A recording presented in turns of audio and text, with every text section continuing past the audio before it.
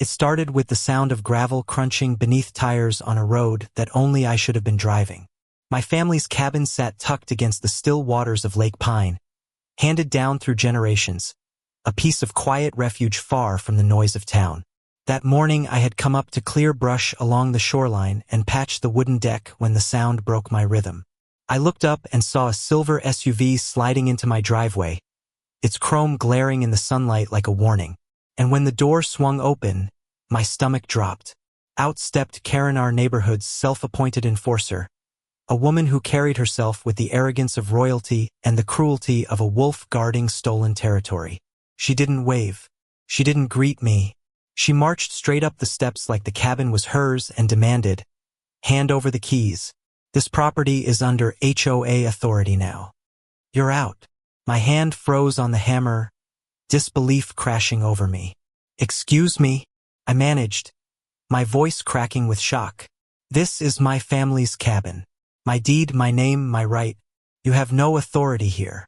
But Karen's smirk widened, her manicured hand reaching out as if I would obediently drop the keys into her palm.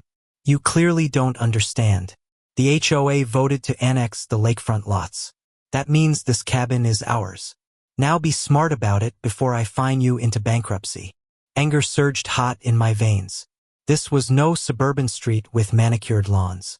This was ancestral land, signed to my grandfather by county charter long before the HOA even existed.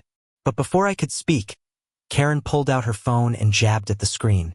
"If you won't comply," she said, "I'll call the police and report a trespasser.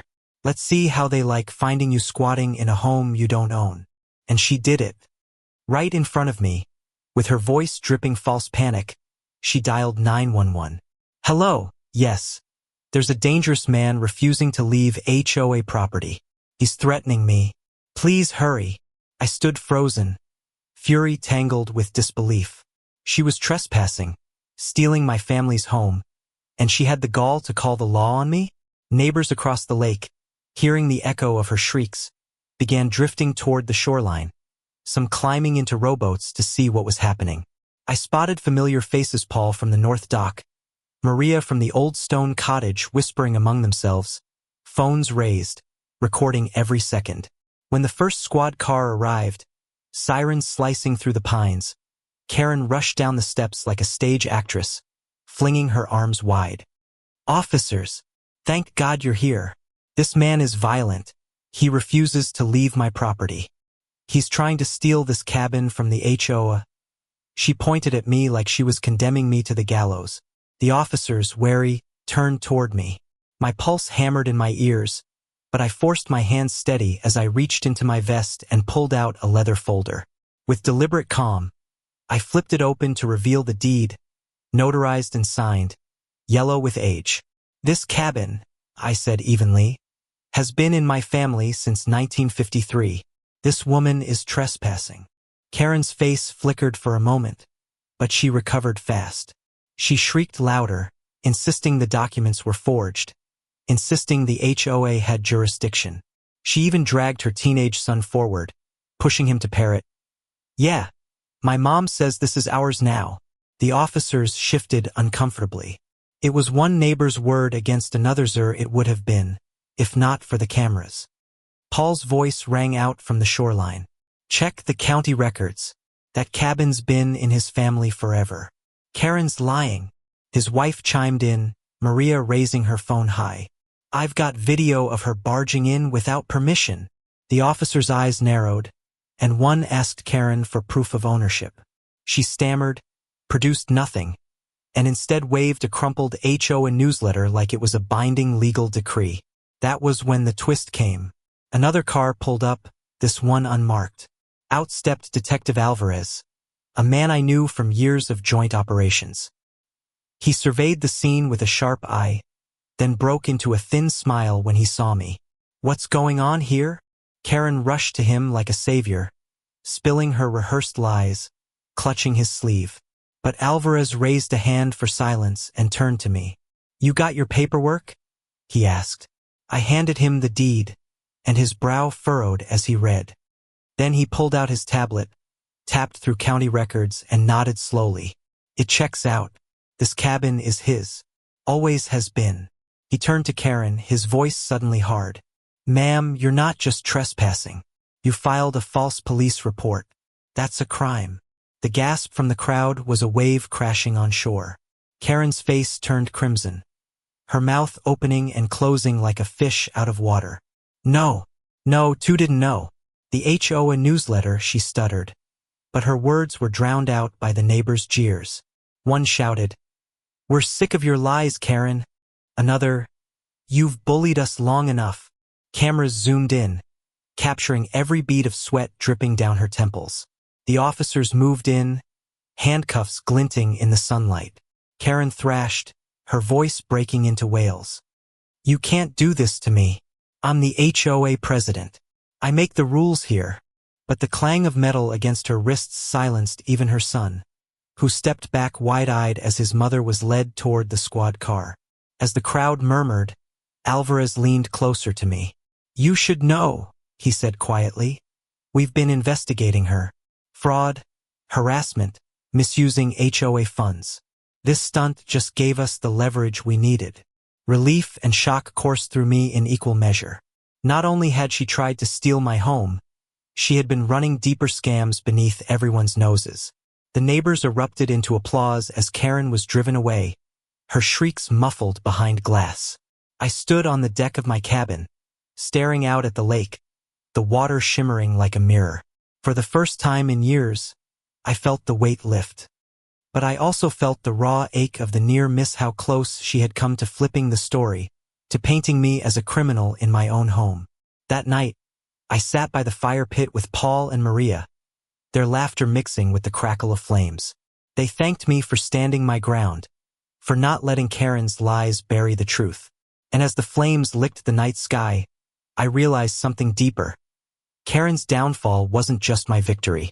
It was a reckoning for every neighbor she had bullied, every family she had silenced.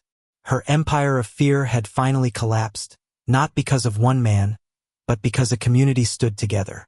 And yet I can't stop asking myself, what if I hadn't had that deed on me?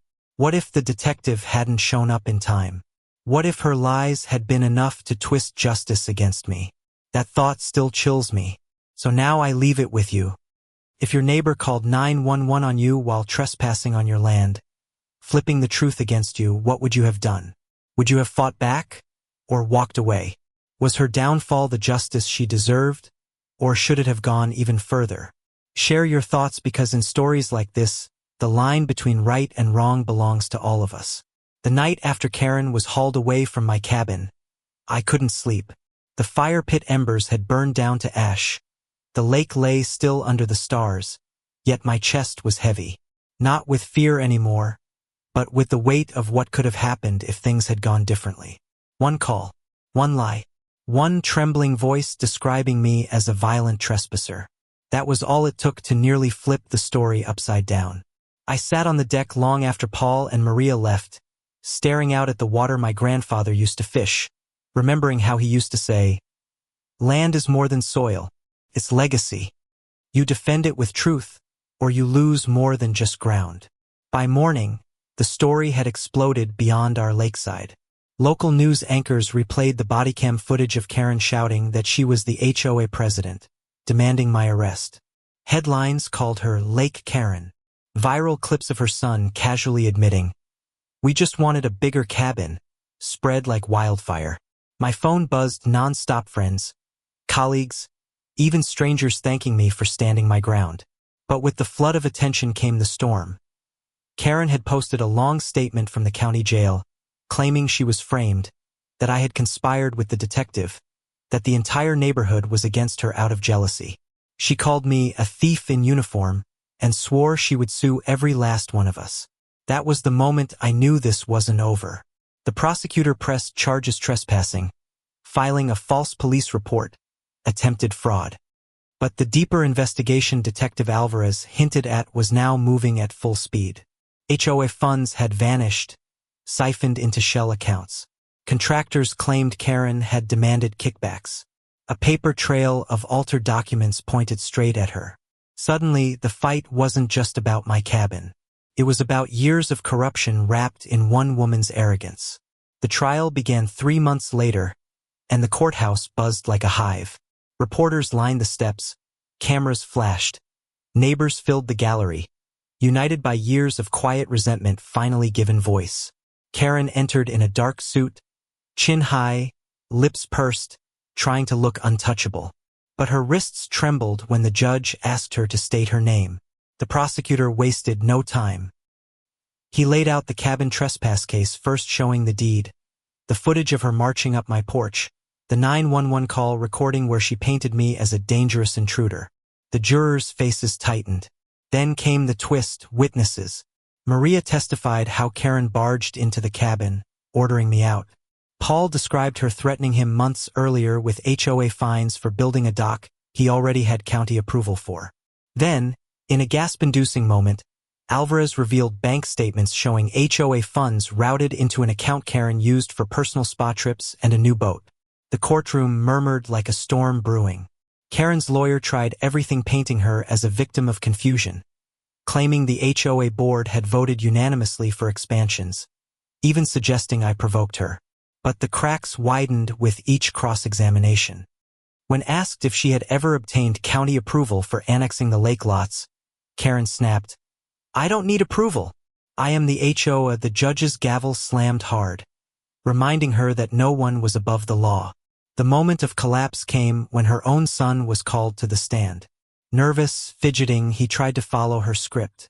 But under oath, faced with evidence and stern questioning, he sighed and said the truth. Mom just wanted the cabin. She said no one would stop her if she acted like she owned everything. His words landed like a hammer. Karen buried her face in her hands, shrieking, "You traitor! How could you?" The gallery gasped, reporters scribbled, and for the first time, Karen looked small. The jury deliberated for less than 2 hours. Guilty, on all counts. Sentencing day was unlike anything our county had seen. The courtroom overflowed, neighbors who once feared her now standing shoulder to shoulder, united in relief. Karen sat pale and shaking, her lawyer silent. The judge spoke firmly, laying down the weight of justice. 18 months in county jail for fraud and false reporting, restitution of misused HOA funds, removal from all leadership roles, and a permanent ban from serving in any neighborhood association. She wailed, begged for mercy, accused the judge of bias, but her words echoed hollow. The gavel fell, and with it, her empire crumbled. Walking out of that courthouse, the sunlight felt sharper, cleaner. Neighbors hugged, laughed, some even cried. Paul gripped my shoulder, whispering, "You didn't just save your cabin. You saved all of us." Maria recorded a video for local news, calling it, "The day the lake finally breathed free." Even Alvarez, usually so reserved, smiled and said, "Sometimes the system works exactly as it should." The aftermath was more than legal. The HOA was restructured from the ground up, new leadership elected by residents who vowed transparency and fairness. The missing funds were recovered and used to repair docks, trails, and community spaces Karen had neglected. Families who once whispered in fear now spoke openly. Children played along the shore without worry, and the lake felt alive again. As for me, I returned to my cabin with a deeper sense of duty. Every nail I hammered, every board I replaced, felt like stitching legacy back together. I often sat on the deck at sunset, watching the water glow, hearing my grandfather's words echo, "Land is legacy." He had been right all along. But the lesson was heavier too. Karen had nearly erased me with one call, nearly turned law into a weapon against truth. And if not for proof, for witnesses, for courage, she might have succeeded. That thought haunts me still. Because entitlement unchecked is dangerous, but lies weaponized are lethal. The final image burned in my memory is Karen leaving the courthouse in cuffs, reporters shouting questions, neighbors snapping photos. She turned once, eyes wild, looking for someone to blame. But all she found was a community that no longer feared her. So I ask you now, if someone like Karen tried to steal your legacy, tried to call the law against you while trespassing on your ground, what would you have done? Would you have stood tall or walked away? Was her downfall the justice she deserved, or not enough for the years of pain she caused. Share your thoughts because stories like this aren't just about one cabin by a lake. They're about the fight every community faces when lies and entitlement collide with truth.